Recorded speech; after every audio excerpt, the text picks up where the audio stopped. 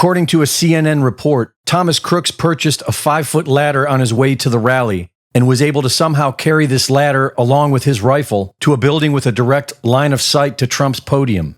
A building that was occupied by heavily armed police. Tonight, ABC News has learned that heavily armed local police were stationed inside that building and missed Thomas Crooks climbing up the outside of the building to the roof. With rifle in hand, Crooks used this ladder to climb the building and was spotted on the rooftop 30 minutes before he opened fire.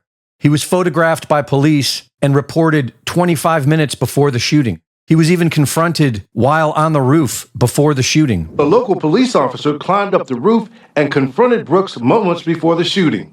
The officer grabbed hold of the edge of the building, pulled himself up to be able to look, and according to what he's told me, shooter turned, rifle was pointed at the officer. The officer, defensive move, kind of ducked, fell, lost his grip on the building. Bystanders began pointing out Crooks to police a full 2 minutes before he opened fire. Look, they're all pointing.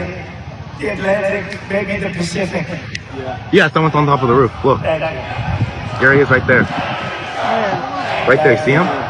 He's laying down, see him? Yeah, he's laying down. The defensive sniper detail was looking directly at him a full 40 seconds before he opened fire and allowed him to fire a few shots before taking him out. The first shot fired grazed Trump's right ear as he turned his head towards the shooter. Had he not turned his head, he would have been murdered on live television. We call that DRT, which means dead right there. And so what that means is all sympathetic, parasympathetic nerve response is gone because I've just basically severed your central nervous system. Whether it's right here or from the side, you're looking right about here at the ear, it's going to sever that central nervous system, and that means everything stops. It's lights out. The fact that it literally grazed him, I mean, we're talking about a matter of like a half a degree difference. I just turned my head to show the chart, and something wrapped me. It felt like a giant, like the world's largest mosquito.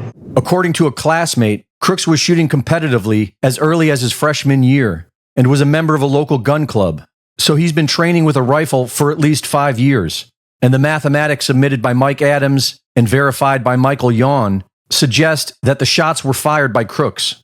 So far, Crooks is an enigma, which fits the profile of a mind control assassin. But either way, this was undoubtedly an inside job to assassinate President Trump and leads directly to Mayorkas.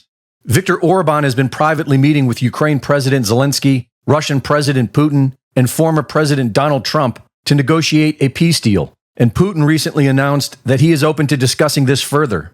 Well, you know, the fact that Mr. Trump, as a presidential candidate, says that he's ready and wants to stop the war in Ukraine, we take that very seriously.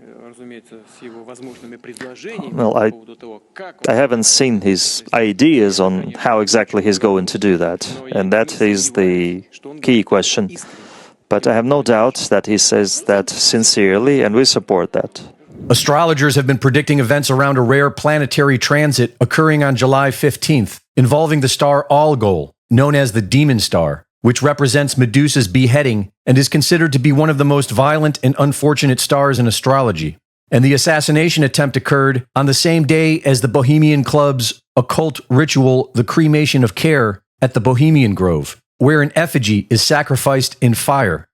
Whether you call them the Illuminati, the Deep State, or the Synagogue of Satan, they do not want peace. But America lives to fight another day. Reporting for InfoWars, this is Greg Reese.